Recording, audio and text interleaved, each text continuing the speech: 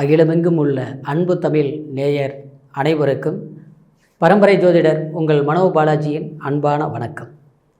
சிம்மராசி அன்பு நேயர்களுக்கு இந்த 2023 30ஆம் தேதி குரு பகவானின் வக்ர நிவர்த்தி. இந்த குரு பகவானால் வக்ர நிவர்த்தி அப்படிங்கிற ஒரு நிகழ்வு இந்த 30ஆம் தேதி ஆகி 2024 ஏப்ரல் மாதம் 31ஆம் தேதி வரைக்கும் குரு பகவான் மேசத்தில் இருந்து இந்த 122 நாட்கள் உங்களுக்கு பலன்களை கொடுக்க போகிறார். அப்படின்னா வக்ரம் அப்படின்னா என்ன? வக்ரத்தில் தான் இப்போ இருந்தாருங்க குரு பகவான் மேசத்தில். வக்ரங்கிறது ஒரு குரு தன்னுடைய தன்மையில் இருந்து மாறுபட்ட நிலையில் இருந்தார். இப்போ சுக பலனை அவருடைய முழு தன்மை, அவருடைய தன்மை என்னவோ குருவாக வலம் வரப்போகிறார். சரிங்களா? இந்த நிலையில் இருக்கும்போது இப்போது நிவர்த்தி ஆகும்போது நம்ம சிம்ம ராசிக்கு எந்த அளவுக்கு இந்த 122 நாட்கள் ஒரு சுப பலன்கள் இந்த குரு பகவான் அளிக்க போகிறார். என குரு தான் ஒரு முக்கிய 9 நவகிரகங்களில் ஒரு சுப கிரகம். குருவுக்கு நிகர் எந்த சுபகிரகமும் கிடையாதுங்க. 4 கிரகங்கள் 4 கிரகங்கள் சுப கிரகங்கள்: குரு, புதன், சந்திரன், அதே மாதிரி சுக்கிரன். அப்படி பார்த்தோம்னா சந்திரன் தேய்பிறையில் ஒரு மாதிரி வேலை செய்வார், வளர்ப்பிறையில் ஒரு மாதிரி பலன் கொடுப்பார். புதன் எடுத்துட்டோம்னா அந்த புதன் யாரோட வீட்டில் யாரோட சேர்க்கை சேர்றாரோ அதுக்கு தகுந்த மாதிரி மாறி பலன் கொடுப்பார். நல்லவங்களோட சேர்ந்தால் நல்லவராக இருப்பார், அசுர கிரகங்களோடு சேர்ந்தால் அசுர பலன் கொடுப்பார். இதுதான் புதனுடைய தன்மை. சுப கிரகமாக இருந்தாலும் அதுதான். சுக்கிரன் பொறுத்த வரைக்கும் முக்கால் சுபர், முழு சுபர் கிடையாது. ஆனால் முழு சுபர் யார்? குரு பகவான். அதனால தாங்க நம்ம எந்த வீட்டில் ஒரு விசேஷம் பண்ணால் கூட குரு பலம் இருக்குதா, குரு பார்வை இருக்குதா, குரு அருள் இருந்தால் தான் திருவுருள் அப்படிங்கிற ஒரு பழமொழி வந்ததே இந்த குரு பகவானுக்கு நம்மளுடைய தன்மை தான். அப்போது இந்த குருவினால் ஏற்படக்கூடிய நன்மைகள் என்னங்கிறது பார்க்குறோம். முதலாக பார்க்குறவங்களா இருந்தீங்கன்னா சப்ஸ்கிரைப் பண்ணி பெல் பட்டன் அழுத்தி ஆல் ஆப்ஷன் கொடுங்க. இதுவரைக்கும் தொடர்ந்து இணைந்து எனக்கு ஆதரவு கொடுத்துட்ருக்கிற அனைவருக்கும் மனமார்ந்த நன்றி. சிம்மராசி அன்பு நேயர்கள், கிட்டத்தட்ட சிம்ம ராசினால அது தனியாக ஒரு பெருமை உண்டு. காரணம் என்னென்னா, ஒரு நாட்டை ஆள்னாலும் சரி, ஒரு வீட்டை ஆண்டாலும் சரி, அவங்களுக்கு கண்டிப்பாக சிம்ம ராசிக்காரராக இருந்தால் அவங்க தைரியத்தால் எந்த நிலையிலும் எந்த சூழ்நிலையிலையும் அதாவது தயங்காமல் தான் மட்டும் கிடையாது, தன் கூட இருக்கிறவங்களையும் வளம் வரக்கூடிய அளவுக்கு ஒரு சிறப்பு தன்மையோடு கொண்டுட்டு வரக்கூடிய பலம் சிம்மராசிரியர்களுக்கு உண்டு. காரணம் என்னென்னா, அவங்களுக்கு 5ஆம் ஸ்தானாதிபதியும் இந்த குரு பகவான். அதே மாதிரி அவங்களுக்கு பொறுத்த வரைக்கும் கரெக்டாக 8ஆம் ஸ்தானாதிபதியும் குரு பகவான். சிம்ம ராசிக்கு அதிபதியே சூரிய பகவான். இந்த சூரியனுக்கு குருவுக்கு நட்பான கிரகங்கள்ங்க. சரிங்களா? அப்போது இந்த சிம்ம ராசி நேயர்களுக்கு இந்த குரு பகவானால் கண்டிப்பாக ஒரு யோகத்தை கொடுக்கக்கூடிய இந்த 22 நாட்களும் இது ஒரு யோகமாக தான் அமையப்போகுது. கடந்த காலங்கள் நீங்கள் பட்ட வேதனையும் துன்பங்களும் அது அளவுக்கு அடங்காத சில கஷ்டங்களைத்தான் கொடுத்தது. அது மாற்று கருத்து கிடையாது. ஏங்க கஷ்டம் கொடுத்தது அப்படின்னா, ஆமாங்க, உங்களுக்கு நடந்துகிட்ருக்கிறது இப்போது கண்டகச்சனி. கண்டகச்சனி அப்படின்ட்டா உங்களுக்கு 7ஆம் இடத்தில் சனி. இந்த 7ஆம் இடத்துல சனி என்ன செய்யும்? கிட்டத்தட்ட ஒரு 7.5 சனியில் என்னென்ன பண்ணுமோ அந்த தன்மைகள் எல்லாம் பண்ணும். குரு நமக்கு இருந்தால் நமக்கு ஒரு பாக்கியாதிபதி குரு பகவான் உங்களுக்கு 8ஆம் ஸ்தானாதிபதி, பஞ்சமாதிபதி. அப்போது இந்த 5ஆம் அதிபதியோடு யார் சேர்ந்துருந்தாங்க? ராகு சேர்ந்துருந்தார். அந்த ராகுவோட குரு சேரும்போது எப்போவுமே குரு யாரோட சேர்றாங்களோ இந்த குரு பகவான் பொறுத்த வரைக்கும் எந்த சுபகிரகங்களோடு சேர்ந்தால் சுபத்தன்மையோட நல்ல நிலையில் இருக்கும். ஆனால் ராகுவோட சேரும்போது இவருடைய பலம் பூரா ராகுவுக்கு கொடுத்து அவர் மூலியத்தில் தன்மைகள் கொடுப்பார். அப்போது அங்கே குரு சரியாக வேலை செய்யாது. உங்களுக்கு இருந்த இடம் எங்கே? பாக்யாதிபதி வீட்டில் மேசத்தில் இருந்தார். அப்போது குழப்பங்கள் கடந்த காலம் இந்த 1.5 வருஷம். இதில் இருந்து பார்த்துட்டோம்னா இந்த ஒரு 9-10 மாதத்துலேருந்து பார்த்துட்டோம்னா கண்டகச்சனி, திருக்கணித பிரகாரம் கண்டகச்சனி. கண்டகச்சனினா நினைப்பீங்க ஒரு முயற்சி எடுக்கலாம்னு, கண்டிப்பாக செய்கிறதுக்கு குழப்பம், முடிக்கலாங்கிற மாதிரி நெருங்கி வரும். கடைசியில் பார்த்தா அது விலகி போயிடும், தானாக தேடி வரும். வேண்டான்னு நீங்கள் நினைப்பீங்க. அது ஃப்ரெண்ட்ஷிப்பாக இருக்கட்டும், பழக்க வழக்கமாக இருக்கட்டும், இல்லை தொழிலாக கூட இருக்கட்டுங்க. நாம் அசால்ட்டாக இருந்தால் கூட விரும்பி ஒன்று வரும். நாம் அதை விரும்பினா அது விலகி போகும். இந்த மாதிரி சில பிரச்சனைகள். அதை விட ஒரு மனசு ஒரு தெளிவில்லாத ஒரு நிலை, குழப்பங்கள். பாக்யாதிபதி ஸ்தானத்தில் ராகு இருந்தது, அது எப்படி சொல்லணுமா? இந்த 1.5 வருஷ காலம் அதுக்கு முன்னால் எங்கே இருந்தது? 8ஆம் இடத்துல இருந்தது. அதிர்ஷ்டங்கள் வந்திருந்தாலும் பயன்படுத்தி முடியாது. அப்போது அந்த 9ஆம் இடத்துல ராகு என்னென்னா, ஒரு பாலில் ஒரு சொட்டு விஷம் கலந்த மாதிரி. பாக்கியத்தில் போராட்டம், சொந்த பந்தங்கள்னால வில்லங்கம், விவகாரம், பிரச்சனைகள். உதவி பண்ணாலும் தொந்தரவுகள் வரும், நன்மையே செய்தாலும் கெட்டதுன்னு வரும். குறிப்பாக சொல்ல போனோம்னா, இது நம்மளுடைய கஷ்டப்பட்டு நீங்கள் சம்பாதிப்பீங்க, நிச்சயமாக அது உங்களால் முழுமையாக சாப்பிட்ருக்க முடியாது. ஒன்று நாம் அடுத்தவங்களை நம்பி கொடுத்து ஏமாற்றம், இல்லையா நம்ம வர வேண்டிய பணம் நம்ம வேலையே செஞ்சாலும் நம்ம எதிர்பார்க்குற திருப்தி அந்த வேலை சம்பளம் கரெக்டாக கிடைக்காது. அப்போது ஏதோ ஒரு அடுத்தவங்களுக்காக வாழ்கிற மாதிரி, ஏதோ ஒரு கடமைக்காக வாழ்கிற மாதிரி, ஒரு கட்டாயத்துக்காக வாழ்ந்துட்டு இருக்கிற மாதிரி தான் மனசுக்கு படுமே தவிர, ஒரு சிரிச்சு முகமோடு சந்தோஷமான ஒரு மகிழ்ச்சியான அந்த வாழ்க்கை வாழ்ந்து கொஞ்சம் நாளாகி போச்சுங்க, என்னன்னே தெரியல, இப்படிலாம் நடந்துட்டு இருக்குது அப்படிங்கிற ஒரு மனசில் ஒரு குழப்பங்கள் கடந்த காலம் உங்களுக்கு ஏற்பட்டிருக்கும். ஆனால் இந்த நிலையில் இருக்கக்கூடிய உங்களுக்கு இப்போது இந்த 9ஆம் இடத்தில் இருக்கக்கூடிய சுபத்தன்மையோட தன்னை பார்க்குது. எங்கே பார்க்குது? உங்களுடைய ராசியை பார்க்குதுங்க. உங்களுடைய ராசியை பார்க்குறது 9ஆம் பாக்யாதிபதி இடத்துலேருந்து பூர்வ புண்ணியாதிபதி பஞ்சமாதிபதி குரு பகவான் உங்களுக்கு 9ஆம் இடத்துலேருந்து தன்னுடைய சுயபலத்தோட அதுதான் முக்கியம், 5ஆம் பார்வையை உங்கள் ராசியை பார்க்குது. அப்போது குரு பார்க்கின் கோடி புண்ணியம் அப்படிங்கிற மாதிரி குருக்கு 3 பார்வை, 5, 7, 9. அப்போ 5ஆம் பார்வை உங்கள் ராசியில் விழுது, சிம்மத்து மேலே விழுது, சிம்ம ராசிக்காரர் நீங்கள். அப்போ எப்படி இருக்கும்? கண்டிப்பாக சூரியனை கண்ட பனி போல் உங்களுடைய கஷ்டங்கள் எல்லாமே விலகக்கூடிய தருணமாக இந்த 122 நாட்கள் நம்ம பார்க்க நிலை. அப்போது நமக்கு கடந்த காலம் கஷ்டப்பட்டாலும் முயற்சி எடுத்தாலும் முடியல, அப்போது நம்ம இப்போ முயற்சி எடுத்தோன்னா முடியும். அப்போ செய்யலாமா? கண்டிப்பாக செய்யலாம். செய்யலாம்? வேலையை சம்மந்தப்பட்ட விதத்தில் இருக்கக்கூடிய வில்லங்கள் தீரும். அரசாங்கத்துறையில் வேலை செய்யக்கூடியவங்களுக்கு அதாவது ரொம்ப டார்ச்சர் அதிகமாக இருக்குது, மேலதிகாரிகளால் தொல்லைகள் இருக்கும். நீங்கள் எப்போவுமே எங்கே போனாலும் அதிகாரத்தன்மை தான் நீங்கள் வேலை செய்வீங்க. ஒரு அழகான சம்மந்தப்பட்ட தொழில் தான் வேலை செய்வீங்க, அதாவது ஒரு தர்ம சம்மந்தப்பட்ட தொழில் தான் நீங்கள் செய்வீங்க. யாவதுன்னா அது அரசு துறையும் வரும், இல்லை தனிநபர் தொழிலாக இருந்தாலுமே ஒரு சுயமாக அடுத்தவங்களுக்கு சம்பளம் கொடுக்கக்கூடிய அளவுக்கு செய்வீங்க. ஒரு பிஸ்னஸ் செஞ்சாலும் அயல்நாடு சம்மந்தப்பட்டது வெளிநாடு சம்மந்தப்பட்ட வரைக்கும் தொடர்பு வச்சு வேலை செய்வீங்க. இதெல்லாம் அதிலெல்லாம் பிரச்சனை இருந்தது. இப்போ 5ஆம் பார்வையாக தன்னை பார்க்குறதுனால கண்டிப்பாக அதாவது பாக்கியம் கிடைக்கும். அப்படின்னா நம்ம என்ன ஆசையோ அது கிடைக்கும். ஒரு டிரான்ஸ்ஃபர் ஓடுறது, வேலையில் இருக்கக்கூடிய அந்த கடினமான தொல்லைகள் விலகிறது, ஒரு வேலை வாய்ப்பு இது வரைக்கும் சரியான முறையில் நமக்கு கரெக்டாக இல்லாதவங்களுக்கு கண்டிப்பாக அந்த வேலை வாய்ப்பு நமக்கு கூடி வர்றது, ஒரு வெளிநாடு போக வேண்டிய ஒரு முயற்சிகள் தடங்கள் ஆச்சு, வெளியூர் போக வேண்டிய பிரச்சனைகள் தடங்கள் ஆச்சுன்னா அதுக்கு உண்டான ஒரு முயற்சிகள் எடுத்தால் கண்டிப்பாக கிடைக்கும். இந்த மாதிரி வாய்ப்புகள் இந்த நேரத்தில் கண்டிப்பாக உங்களுக்கு முயற்சிகளுக்கு தந்த பலன்கள் விலகும்.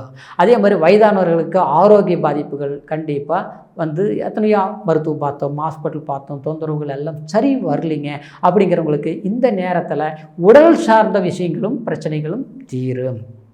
சரிங்களா?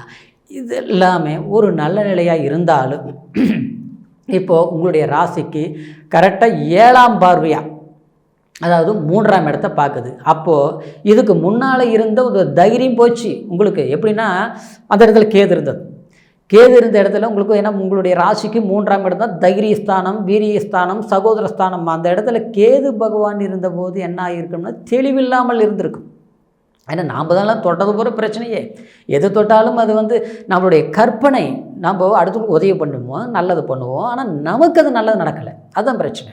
அப்போ என்ன ஆகும்? எது செஞ்சாலும் இப்படி இருக்குதுன்னா எப்போ தான் நல்லா இருப்பேன் அப்படின்ட்டு நீங்கள் ஆனால் நிற்க மாட்டீங்க. நீங்கள் இன்றைக்கி வரைக்கும் உழைச்சிட்டு தான் இருப்பீங்க, இன்றைக்கி வரைக்கும் கஷ்டப்பட்டுட்டு தான் இருப்பீங்க.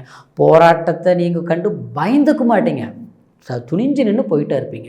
ஆனால் போனாலும் பலன் இல்லைங்கிற ஒரு வருத்தம், அந்த வருத்தத்துக்கு உண்டான வாய்ப்பு கரெக்டாக 7ஆம் பார்வையாக உங்கள் தைரியஸ்தானத்தை பார்க்கும்போது இது வரைக்கும் எது முடியலன்னு நினச்சோமோ அது கண்டிப்பாக முடியும். அதாவது உதவிகள் 3ஆம் இடம்ங்கிறது அதாவது சகாயஸ்தானம்னு கூட சொல்லலாம். சகாயம்ங்கிறது அடுத்தவங்களால் ஒரு நட்பு கிடைக்கிறது, அடுத்து வெளியாளர்களுடைய தொடர்பு கிடைக்கிறது. ஒரு பக்கம் நம்ம ஒரு விஷயமாக ஒன்று பண்ணலாம் அப்படின்னா ஒரு அமௌண்ட் பணமே கூட எதிர்பார்த்துட்டு இருக்கலாம், ஆனால் கிடைக்காமல் இருக்கலாம். அது வந்து ஒரு அரசாங்க லோனாக இருக்கலாம், இல்லையா அரசாங்க சப்போர்ட்டாக இருக்கலாம், இல்லையா ஒரு பெரியவங்களுடைய ஒரு நமக்கு ஒரு தொடர்பாக இருக்கலாம். தடைகள் இருந்தாலும் கண்டிப்பாக இப்போ வந்து அந்த உபயஸ்தானம் அப்படிங்கிற குரு பார்க்கும்போது சகாயங்கள் ஏற்படும். சரிங்களா? அப்போது 9ஆம் பார்வையை எங்கே பார்க்குது? உங்களுடைய ராசியை 5ஆம் இடத்தை பார்க்குது. 5ஆம் இடங்கிறது பூர்வ புண்ணிய ஸ்தானம், புத்திரஸ்தானம், அதே சமயத்தில் வந்து அதாவது பூர்வீக ஸ்தானம்.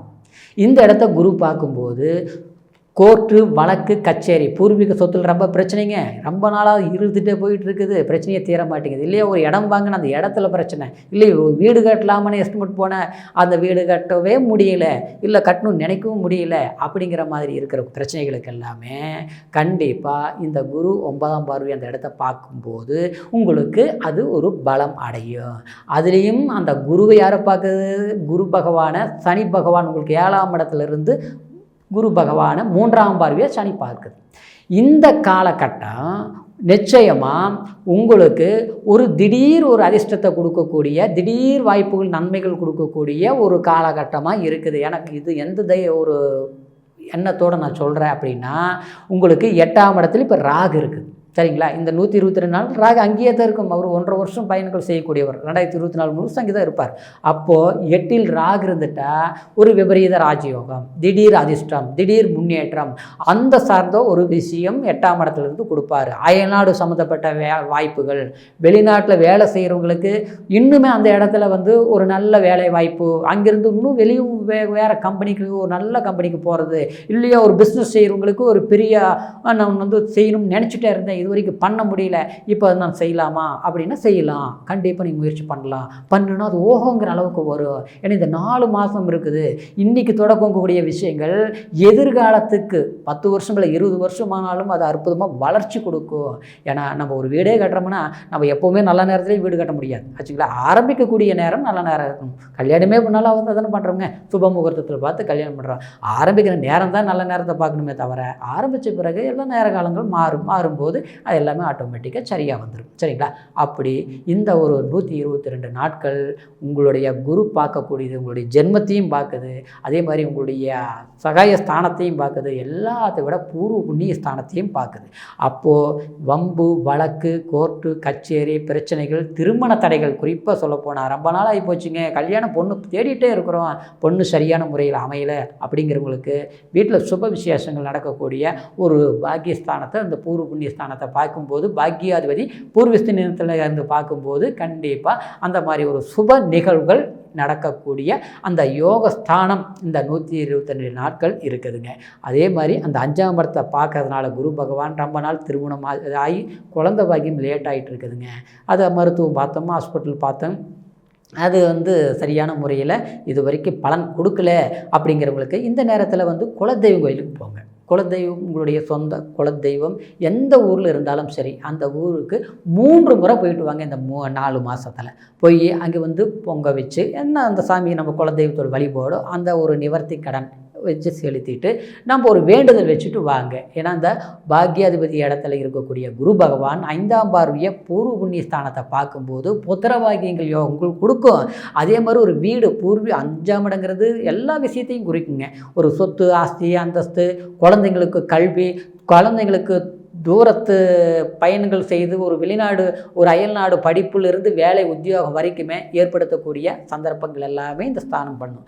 ஆரம்பத்தில் கல்வி மந்தமாக இருந்ததுங்க, இப்போ கொஞ்சம் கல்வி நல்லா இருக்கும். இந்த பயிற்சி இந்த 122 நாள் கல்வி நல்லா இருக்கும். அப்போது அதுக்கப்புறம் எப்படி இருக்கும்? அதுக்கப்புறமும் நல்லா தான் இருக்கும். அவ்வளோ ஒன்றும் மோசம் பண்ணாதுங்க. சரிங்களா? இந்த அளவுக்கு ஒரு மேன்மையான ஒரு யோகங்கள் இந்த குரு பகவான் பொறுத்த வரைக்கும் அவர் மட்டும் கொடுத்துட்டாருன்னா கண்டிப்பாக நமக்கு எந்த ஒரு கஷ்டங்கள் இருந்தாலும் குரு பார்க்கின் கோடி புண்ணியம் அப்படிங்கிற வார்த்தைக்கு மட்டும் இல்லைங்க, அதுதான் ஜோதிட விதி. ஏன்னா இந்த ஜோதிடங்கிறது இன்றைக்கி நாம்பளோ இல்லை வந்து இன்றைக்கி கொஞ்சம் நாளைக்கு முன்னால் இருந்தவங்களோ கண்டுபிடிச்சது கிடையாதுங்க. அந்த காலத்தில் இருந்து ரிஷிகளும் முனிவர்களும் சித்தர்களும் எல்லாமே அதை வான்மண்டலத்தில் ஆராய்ச்சி பண்ணி எந்த ஒரு அறிவியல் பூர்வமான சில விஷயங்கள் இல்லாத போதே அவங்க கண்டுபிடிச்சி அந்த ஒரு நிலை தான் இந்த ஜோதிடம். இத்தனை இன்னும் பல வருடங்கள் ஆனாலும் காலங்காலம் ஆனாலும் ஜோதிட விதிங்கிறது மாறாதுங்க. ஒவ்வொருடைய மனிதருடைய வாழ்க்கையுமே நாம்ளே அன்றாடம் பார்த்துட்ருக்குறோம். சில பேர் பார்த்தோம்னா ரொம்ப கஷ்டப்பட்டுட்டு எப்படி இருப்பாங்க. திடீர் பார்த்தோம்னா வளர்ச்சியாக இருப்பாங்க. திடீர் பார்த்தா முன்னேற்றம், என்ன ரொம்ப பிரபலம் அடைஞ்சிட்டாரு, அப்படி இருந்தார், இப்போ இப்படி இருக்கிறாரு, பரவாயில்லையே அப்படின்னு நாமளே கூட ஆச்சரியமாக பேசுவோம். இது எல்லாமே மேல் இருக்கிறவங்க கீழே வர்றதுக்கும், கீழே இருக்கிறவங்க மேலே போகிறதுக்கும், கஷ்டப்படுறவங்க சந்தோஷம் அடைகிறதுக்கும் இது எல்லாமே இந்த காலச்சக்கரம் தாங்க காரணம்.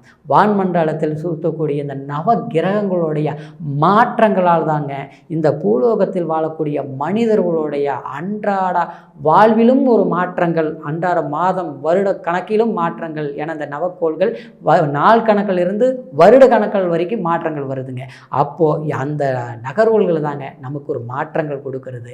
அப்போது நம்மளுடைய ஜாதகத்தில் கிரக பெயர்ச்சிகள் மாறும்போது நம்மளுடைய கஷ்டங்களும் நம்மளுடைய எதிர்பார்ப்புகளும் திருப்தி அடையக்கூடிய ஒரு தன்மைகளும் கண்டிப்பாக ஏற்படும். அதுலேயும் இந்த குரு வக்ர நிவர்த்தி அப்படிங்கிறது, குரு சுயபலத்தோடு இருந்து உங்களுடைய சிம்ம ராசிக்கு உங்களை 5ஆம் பார்வையாகவும் 9ஆம் பார்வையாகவும் 7ஆம் பார்வையாகவும் ஒரு நல்ல ஸ்தானத்தை பார்க்கறது கண்டிப்பாக ஒரு மோட்சத்தை அடையக்கூடிய காலகட்டமாக இந்த 122 நாட்களும் நம்ம பார்க்கக்கூடிய அளவுக்கு இருக்குது.